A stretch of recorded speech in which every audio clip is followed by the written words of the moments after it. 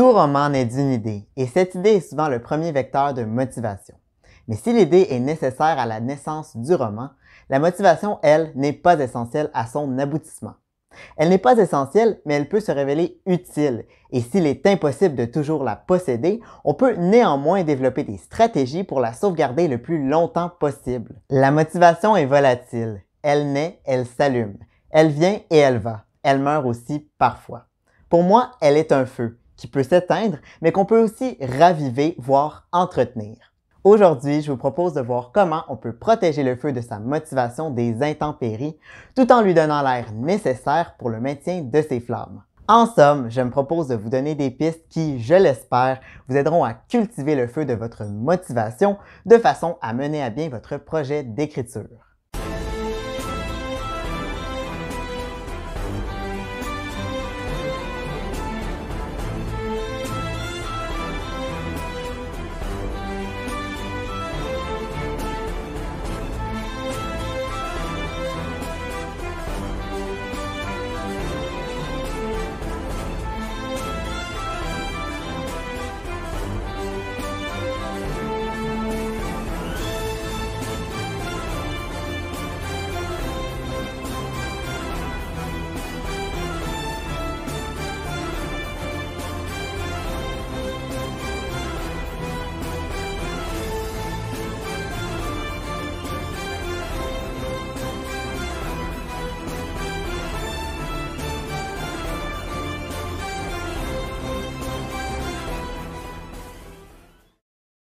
Avant de commencer, j'aimerais rappeler que cette vidéo est le fruit de mes recherches et de mon expérience. En aucun cas, je ne prétends détenir la vérité.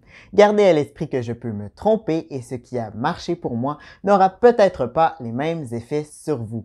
Vous êtes libre de suivre mes conseils, de les rejeter tout en bloc ou de vous en inspirer à votre guise. C'est comme vous voulez. Également, je me répète, mais gardez en tête que la motivation n'est pas nécessaire à l'achèvement de votre projet. Elle peut aider, mais seule, elle est souvent impuissante. Le travail, la persévérance et la détermination sont des outils bien plus essentiels à la concrétisation de votre projet. Maintenant que vous êtes prévenus, ne perdons pas plus de temps et allons-y avec les 5 astuces qui, personnellement, m'aident à garder la motivation d'écrire. La connexion d'un auteur à son œuvre n'est pas à négliger, puisqu'elle est plutôt bénéfique. Mais qu'est-ce que j'entends par connexion à son œuvre? J'entends garder un lien durable et quotidien avec son roman. Pourquoi? Eh bien, parce qu'en restant connecté à votre œuvre, vous aurez sous les yeux la source première de votre motivation initiale, à savoir l'idée qui vous a incité à écrire. C'est un moyen de ne pas oublier la flamme qui vous avait animé au départ. Mais comment faire pour rester connecté à son œuvre? Il existe plusieurs moyens d'y arriver. Un premier moyen consiste à écrire tous les jours. Ça semble évident, mais si vous vous plongez dans votre manuscrit sur une base quotidienne, il vous sera plus aisé de conserver votre motivation car vos progrès seront constants et que vous ne perdrez pas le fil de votre histoire. Un second moyen de rester connecté à son récit consiste à illustrer son œuvre, que ce soit ses lieux ou ses personnages.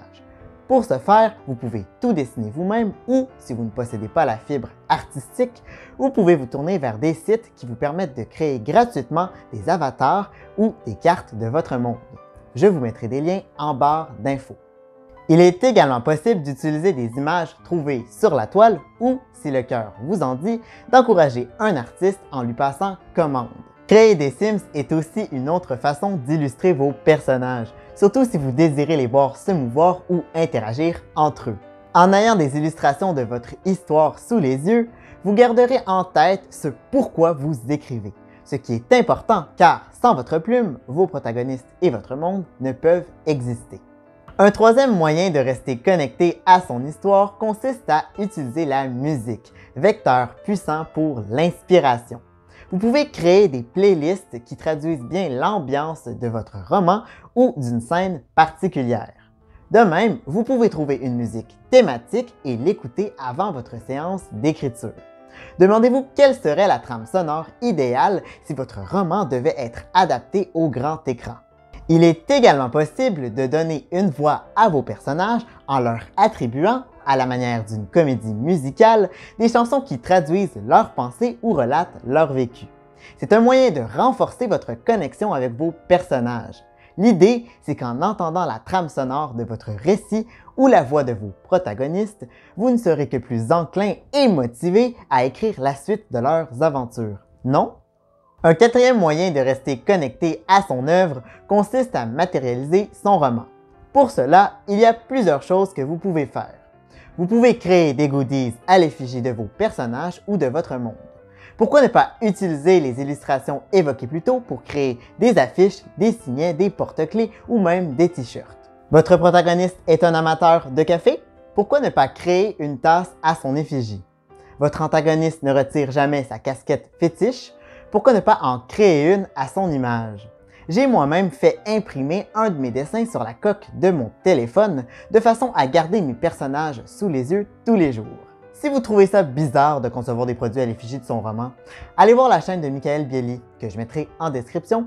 Vous verrez que je ne suis pas le seul à faire ça. En tout cas, si jamais vous décidez de créer des produits dérivés, pensez à utiliser des images et des sons libres de droit, surtout si vous voulez les mettre en vente. Élaborer la bande-annonce de votre roman ou créer la couverture ou la maquette de votre livre sont d'autres options. Et je vous renvoie une fois de plus à la chaîne de Michael Bieli. Si jamais vous ne voulez pas créer de goodies, mais que vous désirez avoir des objets représentatifs de votre histoire, vous pouvez toujours acheter des produits qui existent déjà. Moi, par exemple, j'ai ici 2 livres tout droit sortis du 18e siècle qui ont appartenu à un des personnages de ma trilogie historique. Évidemment, il n'en est rien puisque mon personnage n'a jamais existé. Mais les livres, eux, sont authentiques. Je n'ai eu qu'à les attribuer à mon protagoniste. Si votre manuscrit est suffisamment avancé, vous pouvez commander une épreuve de votre livre, de façon à pouvoir le tenir dans vos mains. En plus de faciliter la correction, comme le dit si bien Noémie Bourgois, je mettrai sa chaîne en description, vous pourrez manipuler votre ouvrage à votre guise, ce qui sera sans doute une bonne source de motivation. En œuvrant pour matérialiser votre roman, vous vous mettrez dans les meilleures dispositions pour vous motiver à poursuivre le travail. Entourez-vous d'objets de façon à vous réveiller et à vous endormir avec votre roman. Un cinquième et dernier moyen de rester connecté à son roman consiste à lire des ouvrages reliés. Si votre histoire se passe dans l'Angleterre du 18e siècle, lisez des monographies historiques ou des biographies de personnalités ayant vécu à l'époque des Lumières. Si votre récit traite de mythologie grecque, lisez des articles sur le sujet. J'insiste beaucoup sur les livres, mais les films, les séries et les documentaires sont très bien aussi. Bref, en restant connecté à votre roman au moyen d'illustrations, de musique ou de goodies, vous aurez de plus grandes chances de rester motivé, car vous aurez sans cesse sous les yeux des raisons de vous accrocher à votre travail et de persévérer jusqu'à la concrétisation de votre projet, que ce soit la simple rédaction d'un manuscrit personnel ou la publication d'une œuvre. La visualisation peut apporter beaucoup de motivation, surtout lorsqu'il s'agit de visualiser la concrétisation d'un projet qui nous tient particulièrement à cœur. Ce projet, vous vous en doutez, peut très bien être un projet d'écriture.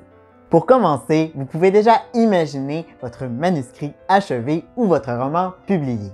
Fermez les yeux et imaginez-vous mettre le point final à votre manuscrit ou recevoir la version définitive de votre roman. Prenez un livre dans vos mains et imaginez qu'il s'agit du vôtre. Touchez-le, sentez-le, ouvrez-le, feuilletez-le. Imaginez-vous recevoir la réponse positive de votre éditeur de prédilection ou appuyer sur « Publier » et rendre votre ouvrage disponible à la vente. Figurez-vous appeler vos proches pour leur annoncer la bonne nouvelle.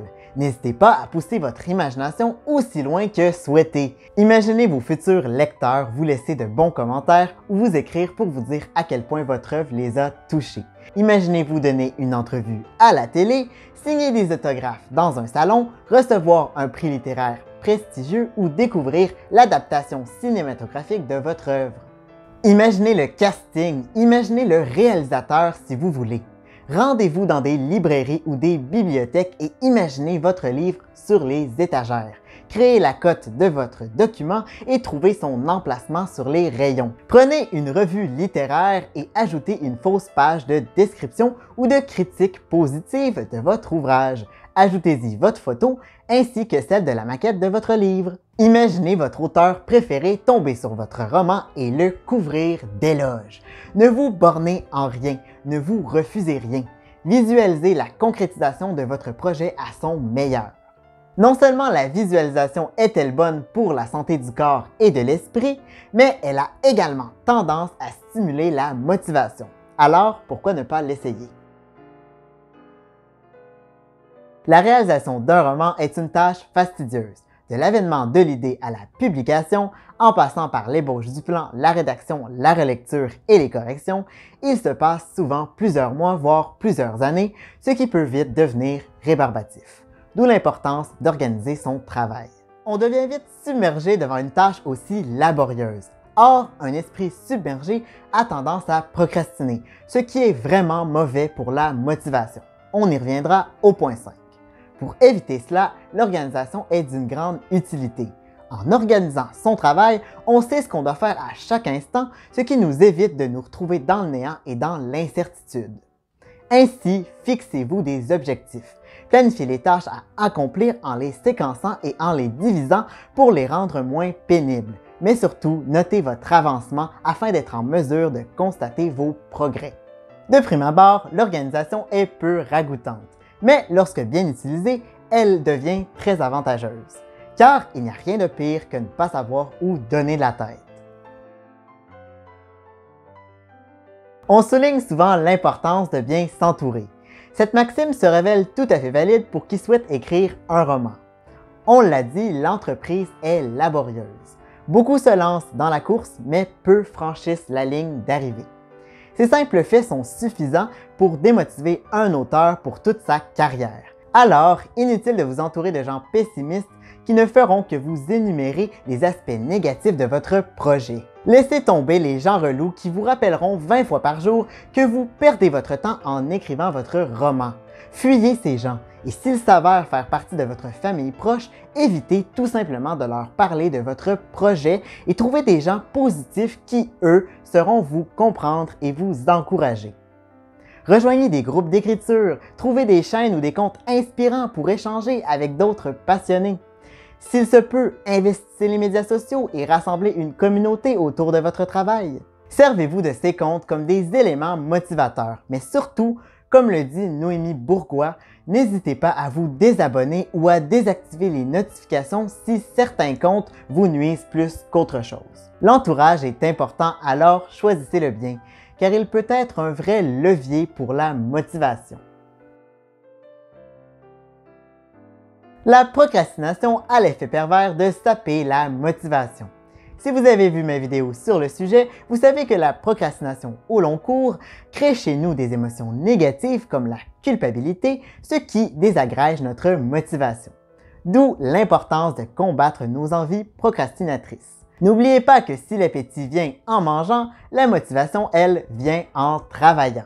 Pour ceux et celles qui voudraient plus d'informations sur la procrastination, je vous invite à aller visionner ma vidéo sur le sujet. Comme d'habitude, je mettrai le lien dans la barre d'infos. Pour conclure, la motivation est un feu qu'on peut entretenir à sa guise, une sorte de muscle qu'il est possible d'entraîner de façon à tirer le meilleur de nous-mêmes. J'espère que la vidéo vous aura plu et qu'elle vous aura apporté quelques pistes de solutions pour faire renaître en vous la flamme de la motivation. Je vous remercie d'avoir visionné la vidéo. Ça me touche vraiment que des gens m'écoutent et me soutiennent. On sera bientôt 100 sur la chaîne. C'est très peu comparativement à d'autres, mais pour moi, c'est beaucoup et je tenais à le souligner. N'oubliez pas d'aller jeter un coup d'œil à mon compte Instagram pour plus de contenu. Sinon, si vous avez aimé la vidéo, n'hésitez pas à la partager, à lâcher un pouce bleu ou à laisser un commentaire. D'ailleurs, dites-moi quelles sont vos sources de motivation, je serais très curieux de vous lire. En attendant, je vous dis portez-vous bien, écrivez bien et à la prochaine! I'm sorry. I don't want to be an emperor. That's not my business.